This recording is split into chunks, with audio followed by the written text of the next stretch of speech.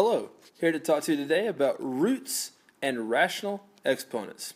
The goal is for you to learn to evaluate expressions that have rational exponents in them. Now, the first task that we have along those lines is to talk about what rational exponents are, and I want to make a comparison between rational exponents and radicals. All right, and I'll do that shortly, but first let me talk about what rational exponents are. You may recall that rational numbers are any number that can be written in the form p over q, where p and q are both integers. All right, that's a rational number. So when I'm referring to rational exponents, I'm referring to any expression with an exponent that could be written in the form p over q. Okay, or another way of saying it is that when we're referring to rational exponents, we're referring to expressions that have fractions as exponents. So something like a to the m over n power, that would be a rational exponent.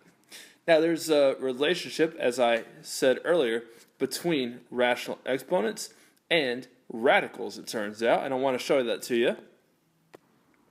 And here is the direct relationship between radicals and exponents. I'm going to write an expression in radical form here, as you see labeled.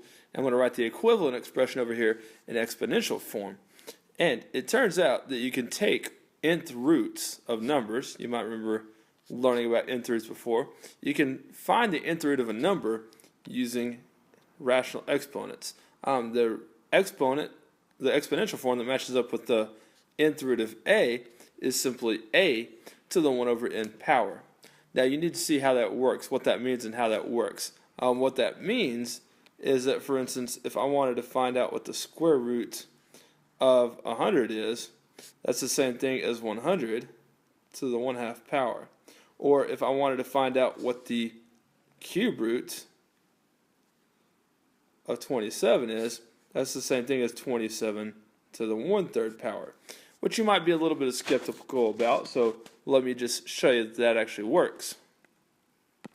And I'll use a calculator to do that quite simply. Just pay attention to the expression that I'm typing in over here. And I'll try to use exactly the examples that I was showing you a moment ago. For instance, suppose that I wanted to figure out what the square root of 100 is. Now, you know that the square root of 100 is equal to 10, and I've just shown you that right here. And now what I'm going to do is I'm going to try to evaluate the square root of 10 using a rational exponent instead. And the way I'm going to evaluate the square root of 100 is I'm going to raise 100 to the 1/2 power. And there you have it. 100 to the 1/2 power ended up being the same thing as the square root of 100. And this works every time whenever you're using exponents and rational exponents and radicals.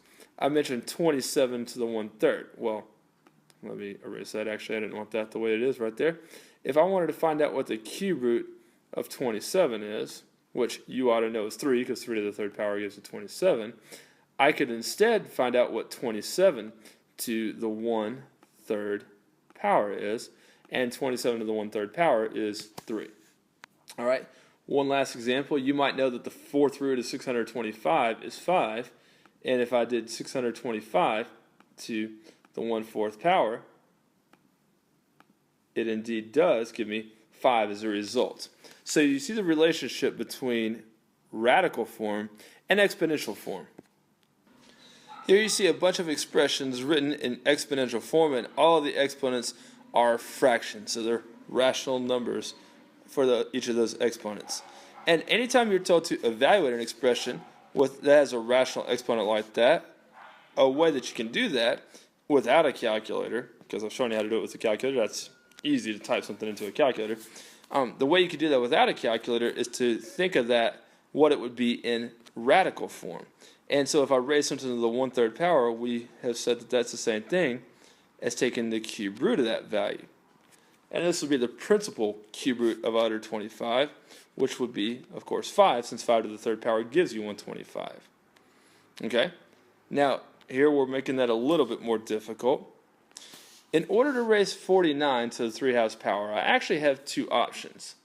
What I can do is I can write that either as the square root of 49 to the third power, or I could say it's the square root of 49 to the third power, which sounded exactly the same when I read it out loud, but the thing that I'm trying to emphasize to you is this.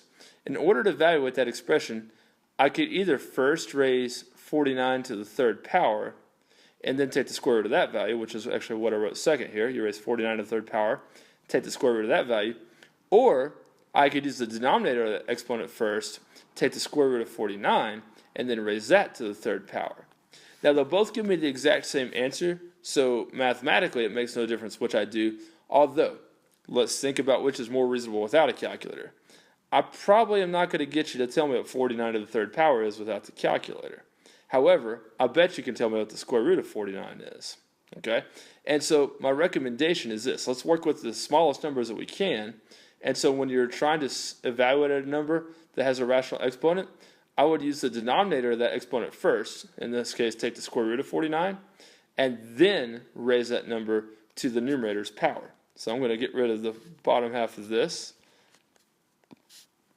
I'm going to take the square root of 49, that's 7. And then the 7 to the third power is 49 times 3, which is 343. Okay, really not all that bad. Now let's throw out some negative numbers and, rational exponents. Now here, I'm telling you to raise negative 81 to the 2/3 power. And one of the things I want you to think about is whether or not that's possible. Because remember, sometimes you can't find the nth root of a negative number. That's when n is an even value, right? Well, here, if I were to rewrite this in radical form, okay? And let's do the same thing I did over here. Let's use the denominator of the exponent first. That would mean that I would have the third root of negative 81, and then I would square that. Well, since the index of the radical is odd, it's okay that the radicand is negative, all right? The principal cube root of negative 81, well, all right, I didn't make up one that we could actually use. Let me change this value real quick. Let's say we make that a negative 27, just because the cube root of negative 81 is not an integer. That was not what I intended for us to do. And so this would be the cube root of negative 27 squared. Well, then the cube root of negative 27 is negative 3. And then negative 3 to the second power is 9. All right, now seemingly, part D is exactly the thing that I just told you can't do. Because it looks like this would be telling you to take the square root of negative 16. But notice that negative sign is not in parentheses. And then keep in mind the order of operations. Whenever you have a negative sign, it's like you're multiplying a value times negative 1. So this is like I have negative 1 times 16 to the 5/2 power. And you do exponents before you multiply, don't you? So I would be raising positive 16 to the 5/2 power and then multiplying by negative 1. So actually this problem looks this way. It's the same thing as negative 1 times the square root of 16 being raised to the 5/2 power. Whoops, sorry. That's to the 5/2 power, but just to the 5th power. We've already taken care of the denominator of that radical. So there you go. It actually is possible because we're really taking the square root of a positive number here. And the square root of 16, of course, is 4. So that becomes negative 1 times 4 to the 5th power. And 4 to the 5th power is 1,024. So now I've got negative 1 times 1,024. And that's going to be negative 1,024. All right. So now you know how to evaluate expressions that have rational exponents or fractions for exponents. I want to do a little bit more with this while we're talking about the topic of rational exponents. And the thing that I still want to do here is I want to show you how rational exponents, the use of rational exponents, fits in with what we've already learned about properties of exponents. All right? So what happens when we multiply two powers that have fractions for exponents? What happens when I raise a power to a power and one or both of those exponents are fractions? And it turns out the exact same rules that applied whenever we had integers for exponents will apply when we have fractions for exponents, or decimals for that matter. If I wanted to multiply 8 to the 2/5 power times 8 to the negative 7/5 power, well, I'm following the rule that tells me what to do when I multiply two powers with the same base. And you know that that rule is that you add the exponents. So what I would end up with here then is 8 to the 2/5 plus negative 7/5 power, or 8 to the negative 5/5 power, right? And that would be equal to 8 to the negative first power.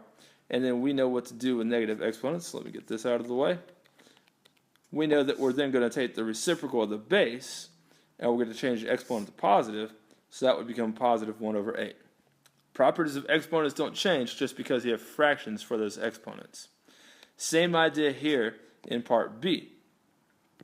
I'm raising a power to a power, so the old property of exponents that we're using here is what you do when you raise a to the m power to the n power. And remember, in that instance, you multiply the exponents together. So this then will become 1,000 to the negative 2/3 power. And then I'm going to go ahead and simplify that as far as I can. It seems reasonable to do that. We've got a negative exponent here. And again, a negative exponent tells you to take the reciprocal of the base of that power. So let's make that 1 over 1,000. And then change the exponent to positive 2/3. I'm going to erase this so it's not in the way again.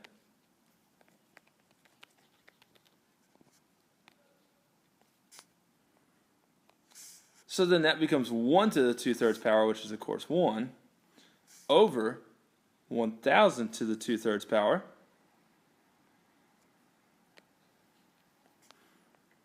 And that becomes 1 over the cube root of 1,000 squared. And you may be able to tell that the cube root of 1,000 is 10, and 10 squared is 100, so that becomes 1 over 100. Very good. Let's do a couple more of these while we're at it.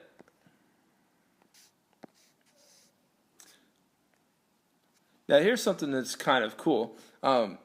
Here's where rational exponents are going to allow us to do something that we wouldn't be able to do with normal exponents. Ordinarily, if I had these two powers that I was multiplying together, I couldn't do anything with that expression if the bases of those powers were not the same. And 8 and 32 certainly are not the same. But understanding that rational exponents are the same thing as radicals, I'm going to be able to rewrite this expression in a way that I actually can do the multiplication. Now I'm dipping it into the next thing that I plan to teach you a little bit here, but I don't think it'll be too much of a stretch for you. I can make 8 to the 1/4 power into the 4th root of 8. And I can make 32 to the 1/4 power into the 4th root of 32. And the thing that I was referring to that is in one of the next lessons that I want to teach to you is this. If you're trying to multiply two radicals, that's always possible as long as the radicals have the same index. And so these are both 4th roots, and so I can multiply them, and the result of multiplying two 4th roots is a 4th root. And in order to multiply those radicals together, since they have the same index, what we're going to do is we're going to multiply the radicands together. 8 times 32 is 256. And then the 4th root of 256 turns out is positive 4. All right? Again, something you couldn't have done if this were like a 2 and that was a 2 right there, because you can't multiply powers at the same base. But if you can change them to radical form and they have the same index, suddenly you can multiply them. All right, one last example here. This is raising a quotient to a power. And so, of course, we're going to raise the numerator to that power and the denominator to that power. We will have then 49 halves to the 3/4 power over 3 to the 4th power to the 3/4 power. All right, what's that going to give us? Well, now we're raising a power to a power. 2 times 3/4 is 6/4, or 3 halves. So that'll become 49 to the 3 halves power in the numerator. In the denominator, 3 to the 4th power times 3/4 would be 12 over 4, or 3. That would just become 3 to the 3rd power. So we're almost done here. We can make 49 to the 3 halves power into the square root of 49 to the third power. We can make 3 to the third power into 27. And then finally, square root of 49 is 7. 7 to the third power is 343. So we make that 343 over 27. Now you know how to write rational exponents using radicals and vice versa, I hope. And you know how to simplify expressions where you have to apply properties of exponents when you have rational numbers as exponents. Thanks for watching. See you next time.